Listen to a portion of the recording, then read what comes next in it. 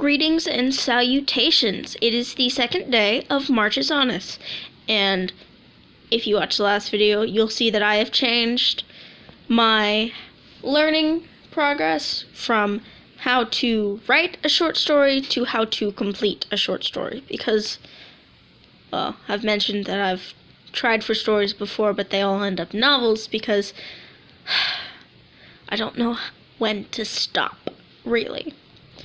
So yesterday, we set up what this was going to be, and today, we're actually setting up what the story is going to be. So, I was lucky. I went through an old notebook of mine, and I found the beginnings, like, maybe 2-3 pages, of a very interesting-looking story.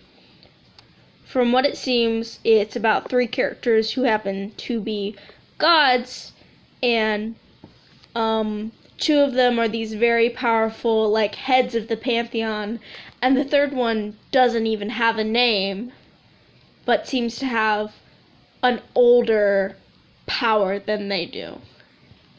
So that's got to be a cool dynamic, just seeing how the heads of the pantheon act and how they work out in this world, and them dealing with something that, like, they've never seen before, but seems to know everything about them. I've written up a little thingy. This is a usual basic for story ideas. You want a protagonist, antagonist, and perspective. Now, I don't really think there's going to be a specific character for the antagonist. I think it'll just be, like, emotions, if that makes any sense, and, like, the situation that things happen in. So we've got character names because I'm basic.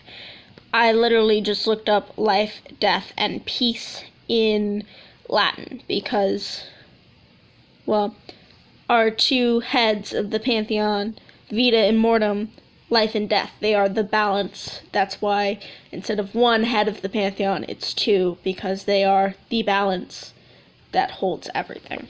Which, actually, I've decided to make that literally part of their whole shtick.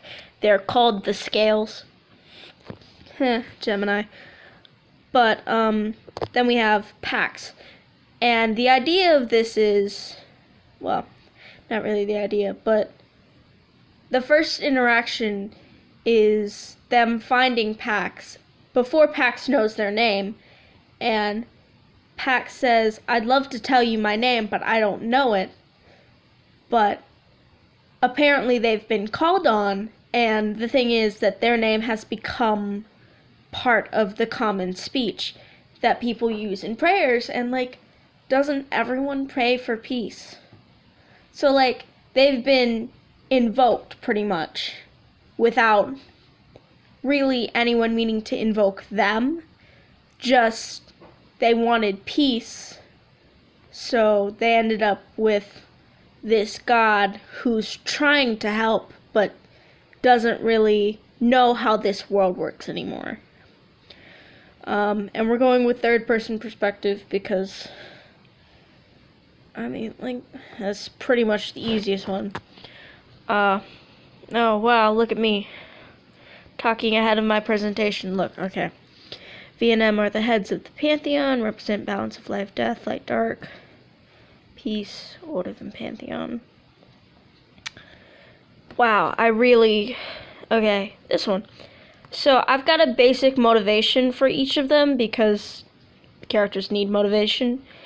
So, V and M are trying to progress humanity, and they want P to just kind of find a place so they don't cause any extra conflict by, answering other people's prayers. And P's just like, hey, these people asked for help, and they happen to use my name, so, like, I can help them. So, that's kind of a conflict because in this world, you're not supposed to answer the prayers of other gods. That's, like, violating the bro code. And then we've got, our broad strokes. And I mean, the individual character arcs will just be learning how things happen with change. So I think that's all we're going to do today for Marchus Honest because I have homework. But thank you for listening, I guess. Memento mori.